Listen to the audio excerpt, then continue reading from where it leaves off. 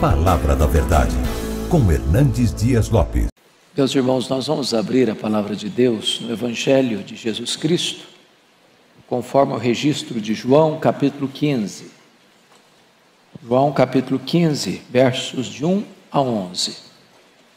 João 15, de 1 a 11. Jesus disse assim: Eu sou a videira verdadeira e meu Pai é o agricultor. Todo ramo que estando em mim não der fruto, Ele o corta.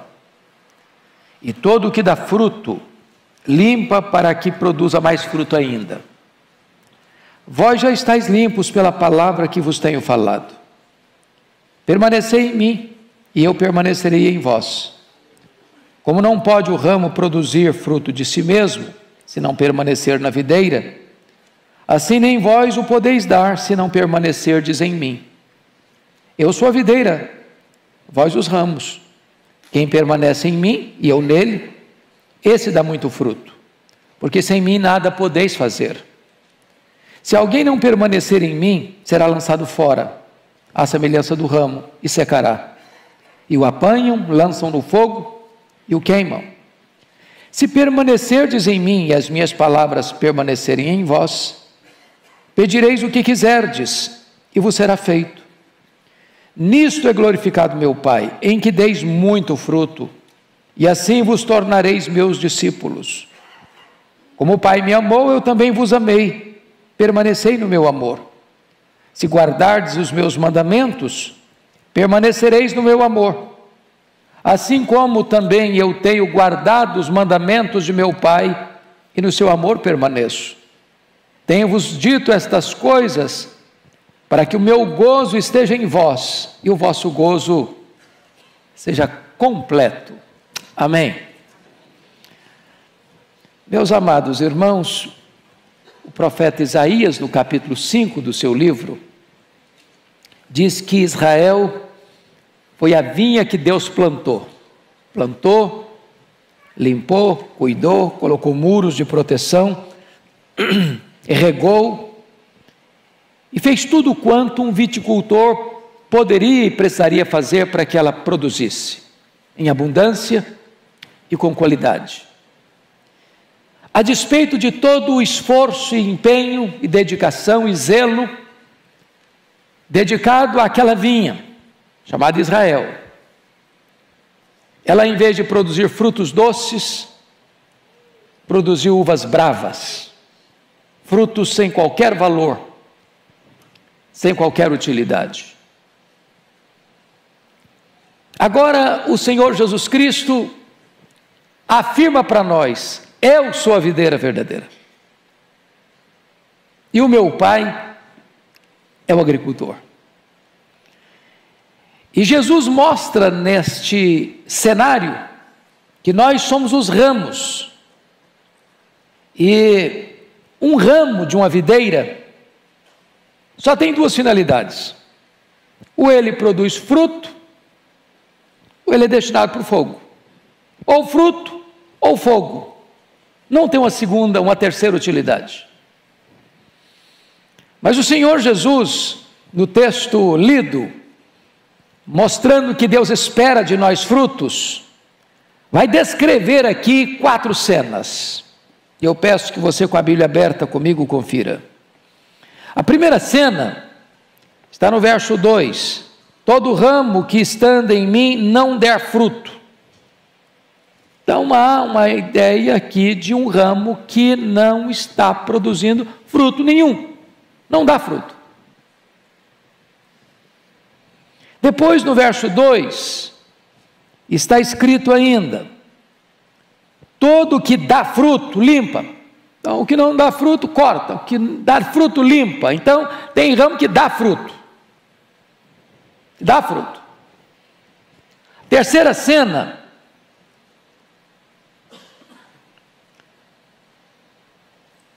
Traz ainda no verso 2. O que dá fruto, limpa para que produza mais fruto ainda. Então, você tem não fruto, fruto e mais fruto. Então, quem está produzindo fruto pode produzir mais fruto. Mas olha o verso 5. Eu sou a videira, vós os ramos, quem permanece em mim e eu nele, esse dá muito fruto. Então tem gente que dá fruto, tem gente que pode dar mais fruto, mas tem a possibilidade de produzir muito fruto. E no verso 8, está escrito: nisto é glorificado meu Pai, em que deis muito fruto. Você e eu somos ramo, enxertados na videira. A videira é Cristo. A pergunta é: quem somos nós nesta noite? Esta é uma autoanálise, esta é uma autoinvestigação. Nesse aspecto, como você se classificaria? Nenhum fruto? Fruto? Mais fruto? Ou muito fruto? Então, o Senhor Jesus Cristo vai dizer no capítulo 15, verso 16, algo muito interessante. Eu peço que você leia em voz alta comigo esse versículo. Vamos juntos? Não fostes vós que me escolhestes a mim. Pelo contrário, eu vos escolhi a vós outros, e vos designei para que vades e deis fruto, e o vosso fruto permaneça, a fim de que tudo quanto pedirdes ao Pai em meu nome, Ele vos conceda. Então, quando o Pai escolheu a você e a mim, Ele nos escolheu e Ele nos designou. É um chamado e um envio. E nesse envio, o que Ele espera de você e de mim é darmos frutos. Ele nos escolheu para isso. Então, se assim como Israel foi plantado como vinha e havia uma expectativa de uvas boas e não de uvas más, bravas, Deus espera de você e de mim, já que Ele nos escolheu e nos enviou para isso, que você e eu possamos produzir frutos. Dito isto, à guisa de introdução, vamos à análise do texto. Primeiramente, vamos pegar esta imagem, ou esta ideia do verso 2. Todo ramo que estando em mim não der fruto. O que significa isso? Bom, esse versículo foi interpretado de três maneiras. Primeiro, Jesus estaria se referindo aqui apenas a um crente nominal.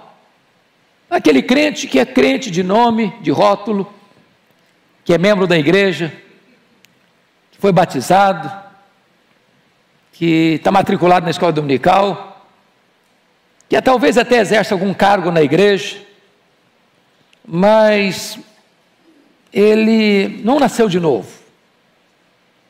Ele nunca experimentou o toque regenerador do Espírito Santo. A união dele com Cristo é apenas formal e nominal. Ele só tem nome que vive, mas está morto. Pois onde não há fruto não tem vida. Essa é a primeira interpretação. A segunda interpretação desse texto é que o que não dá fruto corta. É como se uma pessoa fosse salva e agora, já que não deu fruto, corta e perdeu a salvação. Bom, nós não subscrevemos essa teologia, esse entendimento, de que salvação possa se receber e se perder. Você possa estar salvo de manhã e perdido de noite. Então, nós achamos que esta proposta, ela está descartada. A grande pergunta no texto é: o que significa isso?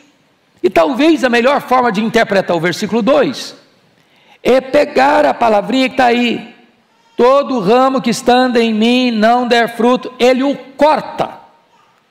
O corta, essa palavra corta, na língua grega, ela é muito curiosa, porque penso ser ela a chave hermenêutica para entender o texto. A palavra grega aqui é a palavra airó. E esta palavra nas vezes que aparece, ela não significa passar a tesoura e cortar e seccionar. Esta palavra, ela aparece em outros textos, como lá em Mateus 14, para recolher os pães que sobraram na multiplicação. Foi levantar e recolher os cestos. Jesus não queria desperdício. A palavra ali, recolher, é airô. Esta palavra foi usada, por exemplo, para carregar a cruz. Quando Simão carregou a cruz, ali não é cortar, é levantar, é carregar. Essa é a mesma palavra que aparece em João 1:29. Eis o Cordeiro de Deus que tira o pecado do mundo. Então, o que na verdade Jesus está querendo dizer com esta expressão? Do verso 2: todo ramo que estando em mim não der fruto, ele o corta. Bom, então vem a terceira interpretação, e eu estou inclinado a pensar que ela é a melhor proposta hermenêutica para entendermos esse versículo. A ideia aqui é a ideia de levantar. O ramo da videira, ele tem a tendência de crescer e rastejar, ele ir para baixo, e se ele rastejar, ele vai ficar coberto de poeira. Se houver chuva, ele vai ficar coberto de lama, e tanto coberto de poeira quanto coberto de lama, ele não vai produzir. Qual é o papel do viticultor? Qual o papel daquele que está cuidando desta vinha? Jesus diz: eu sou a vinha verdadeira, sou a videira verdadeira, meu pai é o agricultor. Todo ramo que estando em mim não der fruto, corta. A ideia, portanto, aqui é a ideia de um ramo que caiu, que está sujo, que está enlameado, que precisa ser levantado, amarrado, juntado aos outros ramos, para que ele produza. Porque, primeiro, o texto não pode estar dizendo de um crente nominal, nem de perder salvação, porque a ideia é todo ramo que estando em mim. O que rege esse versículo é estando em mim. E se você está em Cristo, você tem vida. Se você está em Cristo, você é ramo. Se você está em Cristo e caiu, precisa ser levantado, precisa ser restaurado. E há muitos crentes que não produzem fruto, irmãos, porque caíram, estão na lama, estão na poeira, precisando ser limpos, lavados, levantados, amarrados lá em cima, para que possam cumprir o seu papel e o seu propósito de dar frutos, e muito fruto, para a glória de Deus. Mas o que significa isso? O ser levantado, irmãos, na Bíblia fala de disciplina, porque disciplina na Bíblia não é castigo. Disciplina na Bíblia não é quem errou, você dá um chute nele e joga para fora. Um viticultor nunca corta e joga fora um ramo, não. O ramo é útil, ele é importante, é ele quem vai produzir fruto. A vinha foi plantada com esse propósito de produzir fruto. Então o que ele faz? O que Deus faz com um crente salvo pela graça, que caiu e não está produzindo fruto, porque está sujo, está cheio de lama, precisa para recuperar? Deus levanta, e levanta através de quê? Da disciplina. A disciplina é limpá-lo, é levantá-lo, para que ele viva de uma maneira frutífera para a glória de Deus. Agora, a disciplina, irmãos, não é agradável. No momento ela dói, no momento ela machuca você, mas a melhor maneira de entender disciplina é saber o que é ser pai e mãe. Eu pergunto a vocês, que pai e mãe disciplinam um filho com alegria? Umas palmadinhas, embora hoje está bem proibido, mas a gente dá assim mesmo, né? Quando precisar. Agora não dá mais, porque meus filhos já cresceram, mas quem pai tem na idade certa aí, faz mal nenhum. Mas ninguém faz isso com alegria. Estou falando de espancar, estou falando de machucar, estou falando de disciplinar. E Deus diz assim: se você não é disciplinado, você não é filho, você é bastardo. Você não passa na rua e vê um menino rebelde, para o carro e dá uma disciplinada nele, não. Faz isso não, que é loucura. Ele é seu filho. Mas você está em casa, sentado à mesa. Aí o menino pega o copo de suco e bate na mesa: não quero esse suco. Ah, que bonitinho, ele é independente, ele tem opinião própria. É assim que pai e mãe reagem? Que menino inteligente, olha aí, ó, sabe fazer suas escolhas. Já é firme desde criança. Ou você dobra esse cipó, ou você vai ser dobrado por ele. Se não aprendeu em casa, vai aprender com a chibata da polícia. Então, quando um pai e uma mãe disciplina, não é porque não gosta, é porque ama. É para que ele seja uma pessoa de bem, para que ele seja uma pessoa que tenha respeito, que tenha princípios, que tenha valores, que aprenda o certo, que evite o errado. Então, quando Deus nos disciplina, é para o nosso bem. É fruto de justiça. Ele nos corrige para que a gente tenha deleite na alma, prazer nele, prazer na santidade. Agora vamos olhar a segunda cena, do versículo 2. Então vamos entender que a palavra cortar aí não é passar tesouro e jogar fora, porque esse ramo está ligado à videira, estando em mim. Está claro? Agora a segunda parte: e todo o que dá fruto, limpa para que produza mais fruto ainda. Ou seja, você produz fruto, mas você pode produzir mais. Ô gente, todo agricultor, ele procura sempre meios e formas de maior produção. Eu vou visitar a minha família lá na roça, no interior do Espírito Santo, e eu fico muito feliz, porque eu tenho 2 sobrinhos hoje, muito inteligentes, muito articulados, muito estudiosos na área da agricultura, e vejo que as lavouras de café que eles têm são as que mais produzem na região. Mas eles procuram a melhor semente, eles procuram a melhor tecnologia, eles procuram as melhores formas de adubar, de irrigar, e etc. e tal, e eles vigiam a lavoura, e olham a lavoura, e cuidam da lavoura, e eles procuram estudar sobre isso, para que aquela árvore que foi plantada com a finalidade de produzir café, produza mais café. Então, o que significa isso?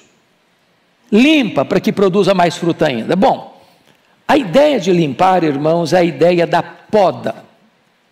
Eu achei muito curioso, porque eu fui para a lavoura agora, foi um período de chuvas, as lavouras estão lindas, maravilhosas, mas se você chega lá, a árvore fica luxuriante demais, folhuda demais, com ramos demais.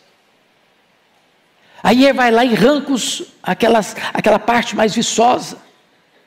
Falei: como? Não pode, deve. Senão vira vareta pura.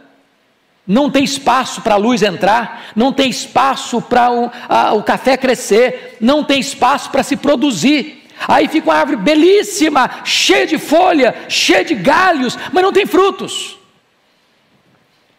Então sabe o que Deus faz com a sua vida, com a minha vida? Que às vezes a gente começa a ficar muito bonitão, sabe? Você fica assim, importante demais. De repente você fica cheio de folhas demais, de galhos demais. E aí as pessoas admiram a sua beleza, admiram a sua pujança, admiram a sua inteligência, admiram a sua sabedoria. E Deus vai lá com a tesoura, e ó, tesoura aqui, tesoura ali, tesoura acolá, e vai podando, e vai podando. Eu falei: Deus, está doendo. Vou podar, meu filho, eu sei o que eu estou fazendo, eu estou querendo frutos, mais frutos na sua vida. Então entenda isso. Deus está com a tesoura na mão. Chora não, esperneia não. Deus está querendo mais frutos na sua vida.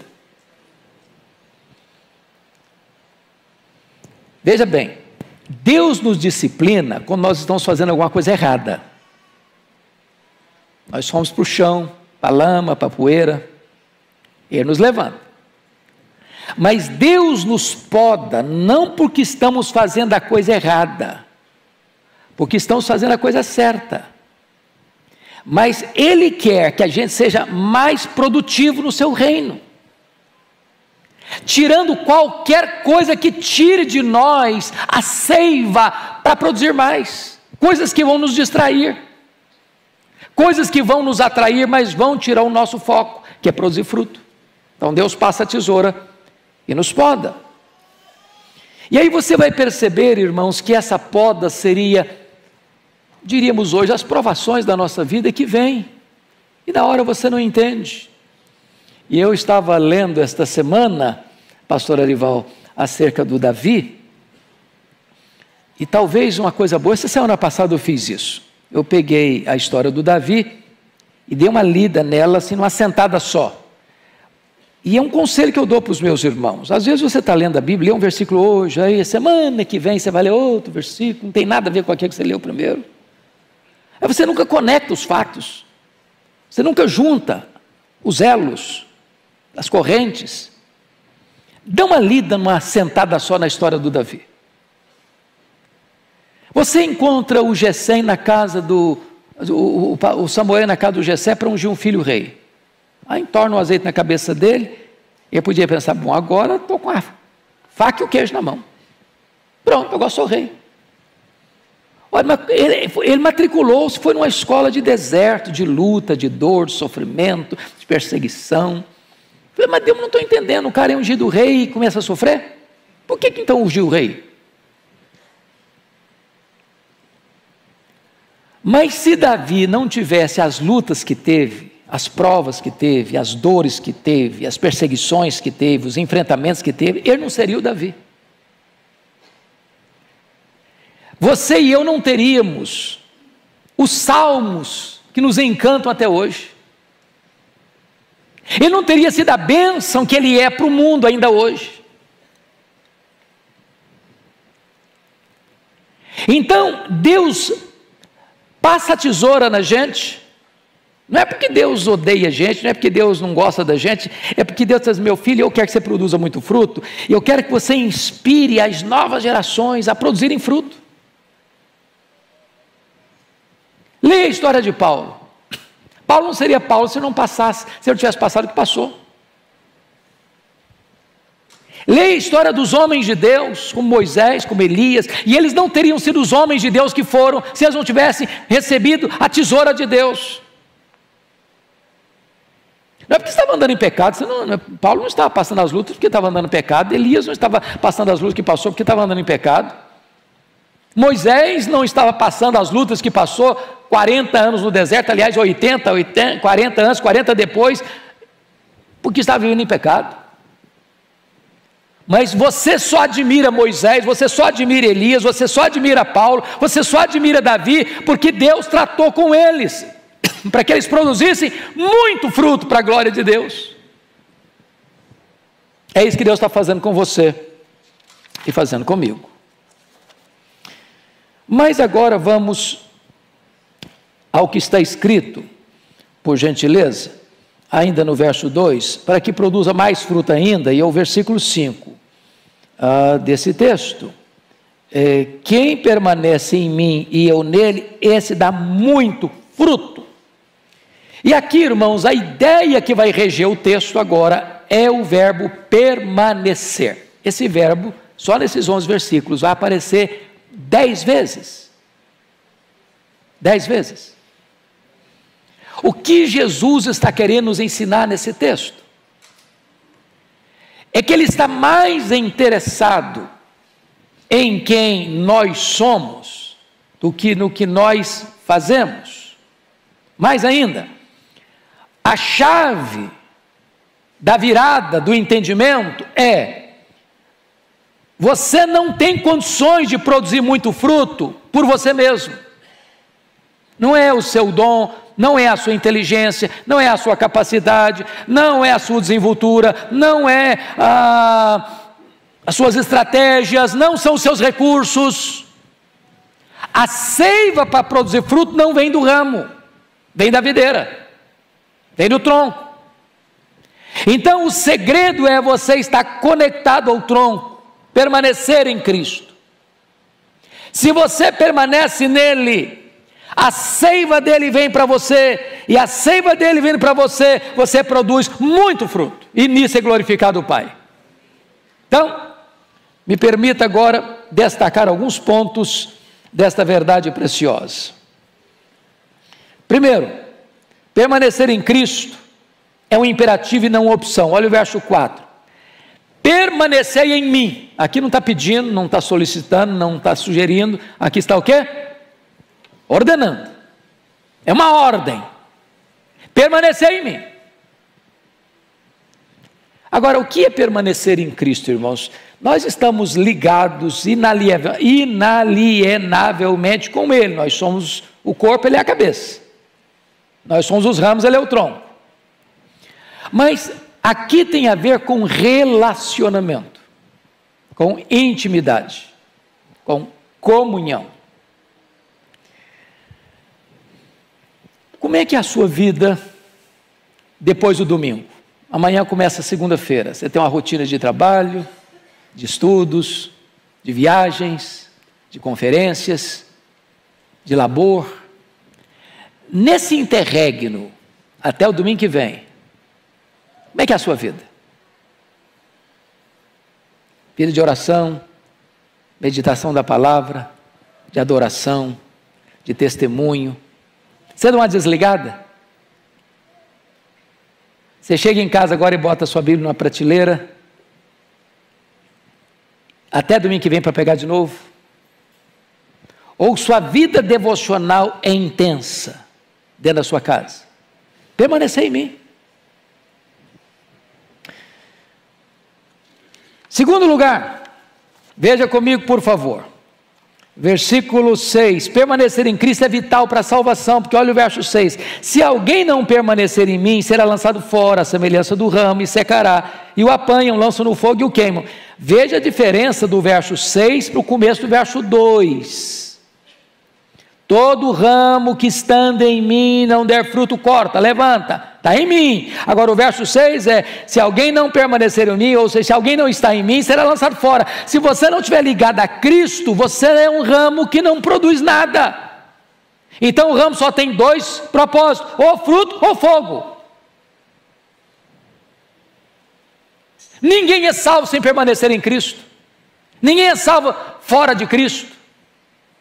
Não há outro nome que você possa encontrar salvação, a não ser no nome de Cristo. Então permanecer em Cristo é vital para a sua salvação. Mas em terceiro lugar, permanecer em Cristo é vital para produzir fruto. Olha o verso 4 e 5 comigo. Permanecei em mim e eu permanecerei em vós. Como não pode o ramo produzir fruto de si mesmo, se não permanecer na videira, assim nem vós o podeis dar, se não permanecerdes em mim. Eu sou a videira, vós os ramos. Quem permanece em mim, eu nele, esse dá muito fruto, porque sem mim nada podeis fazer. Então, nada de achar que você possa, por você mesmo, produzir alguma coisa. Você só pode produzir fruto se permanecer em Cristo. Sem Ele você não faz nada. Sem Ele você não é nada. Sem Ele você não consegue nada. Então, para produzir fruto, tem que permanecer em Cristo. Tem que permanecer em Cristo. Mas em quarto lugar, permanecer em Cristo é a evidência de que somos discípulos dele. Olha o versículo 8. Você pode ler o 8 comigo? Vamos juntos? Nisto é glorificado meu Pai, em que deis muito fruto, e assim vos tornareis meus discípulos. Então eu pergunto a você, você é um discípulo de Jesus? Você tem produzido muito fruto? Você é conhecido como discípulo pelo fruto. Nisso conhecerão todos que sois meus discípulos, se tiverdes amor uns pelos outros, e amor é fruto do Espírito. Mas ainda, vejam vocês, versículo 9, por favor. Como o Pai me amou, também eu vos amei, permanecei no meu amor. Não pode você permanecer no amor de Deus se você não estiver ligado a Cristo. Se você não estiver ligado à videira, você não demonstra o amor de Deus, você não se sente amado por Deus, você não se torna instrumento e canal do amor de Deus para outras pessoas. Mas ainda, versículos 7 e 8, você tem resposta às suas orações. Leia o versículo 7 comigo, por favor. Vamos lá? Se permanecerdes em mim, e as minhas palavras permanecerem em vós, pedireis o que quiserdes, vos será feito. Então, comunhão com Cristo é a base, é o alicerce da sua vitória em oração. Preste bem atenção nisso. Às vezes as pessoas, eu oro, mas eu sinto que a minha oração nem passa do teto. Eu oro, mas eu não vejo resposta. Eu oro, mas também não vejo resultado. Eu oro, mas também não vejo nenhuma evidência de que Deus está me ouvindo. A pergunta é, você tem permanecido nele? A palavra de Deus tem permanecido em você? Você tem intimidade com Ele? Você tem comunhão com Ele? Você vive na presença dEle? Permanecer em Cristo é a evidência de que você tem uma vida de oração bem sucedida. Mas tem mais. Olha comigo, por favor, o versículo 10. Versículo 10. Se guardardes os meus mandamentos, permanecereis no meu amor, assim como também eu tenho guardado os mandamentos de meu Pai, e no seu amor eu permaneço. Permanecer em Cristo é impossível sem obediência a Ele. Ou seja, não é apenas, eu estou falando daquela união mística que aconteceu quando você creu, você foi batizado no corpo de Cristo pelo Espírito Santo, e essa ligação é a ligação da cabeça com o corpo, do tronco com os ramos, mas é permanecer continuamente, é todo dia, é a intimidade, é exatamente isso que está escrito aqui, no versículo 10, se guardardes os meus mandamentos, permanecereis no meu amor. É relacionamento. Relacionamento. Mas me permita concluir. Permanecer em Cristo, amados irmãos, é o caminho da própria alegria, porque é isso que está no versículo 11. Você pode ler o 11 comigo? Vamos juntos? Tenho-vos dito estas coisas, para que o meu gozo esteja em vós, o vosso gozo seja completo. Então, note você que esta é uma outra marca de um cristão, uma alegria. Você é uma pessoa alegre? Eu não perguntei se você está alegre. Você é uma pessoa alegre? Porque estar alegre pode ser circunstancial. Você acabou de ganhar uma promoção, você está alegre. Subir o seu salário, você está alegre. Fez um check-up, está assim, tinindo em tudo, quesito, tirou nota 10 em todos os exames, está alegre. Seu filho passou no Enem em primeiro lugar, segundo lugar, terceiro, passou, você está alegre. Fez aquele concurso de anos, passou, você está alegre. Arrumou uma namorada, aí está muito alegre. Circunstancial. Agora, não é isso que Jesus está tratando, não. Tenho-vos dito essas coisas para que o meu gozo esteja em vós e o vosso gozo seja completo. Está falando isso para quem? Para os apóstolos. Só para os 12. Está falando para a multidão, não. O que eles homens enfrentaram na vida? Foram promovidos?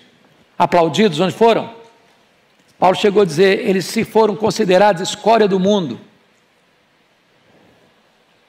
Lixo do mundo, escória de todos. Sabe o que aconteceu com eles? Todos eles foram martirizados, todos eles, exceto João, que foi banido para a ilha de Patmos, uma colônia penal. Mas leia a história deles, eles não estavam tristes, havia alegria. Alegria. Paulo escreve para Timóteo no corredor da morte, lembrando de Timóteo, o pastor expôs sobre isso, lembrando de Timóteo, dizendo, Timóteo, eu me lembro de você, as minhas lágrimas são tão grandes, me lembro da sua fé sem fingimento que habitou na sua avó, na sua mãe, isso traz alegria para a minha alma, o cara está morrendo, está no corredor da morte, está feliz, É a alegria de Deus em você, é a alegria do Espírito Santo de Deus em você, é a alegria de você permanecer no amor de Deus. Então eu gostaria de concluir com aquela cena de Jesus, já no final do seu ministério, já na última semana da sua vida, onde ele sobe para Jerusalém na festa da Páscoa, e ele ia de Jerusalém para Betânia, aquele trecho ali que dá uns 10 quilômetros, e de repente, à beira do caminho, tem lá uma figueira, bonita, viçosa, luxuriante, e Jesus está com fome, e ele se aproxima da figueira, abre a folhagem, começa a procurar fruto, ele está com fome, quer comer, não encontrou nenhum fruto. Os estudiosos dizem que na figueira, os frutos vêm primeiro, depois vêm as folhas. Se tem folha, tem fruto. E aí Jesus, não encontrando nenhum fruto na figueira, ele amaldiçoou a figueira. Que me consta um último milagre que Jesus Cristo fez para destruir. Mas a sua figueira, ela secou, da raiz até em cima. E o que Jesus quis nos ensinar com isso? O que quis nos ensinar com isso, irmãos, que nós não podemos fazer propaganda do que não temos.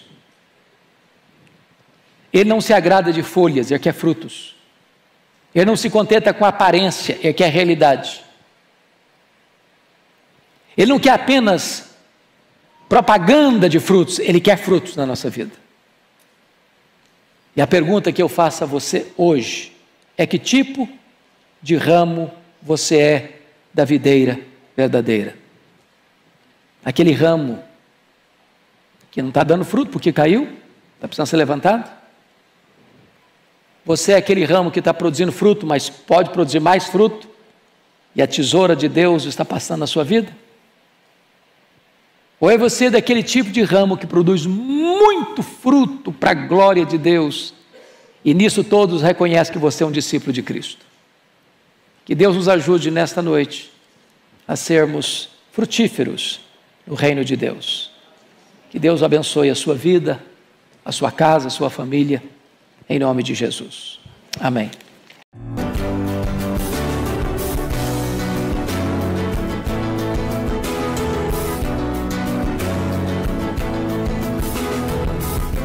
Palavra da Verdade, com Hernandes Dias Lopes.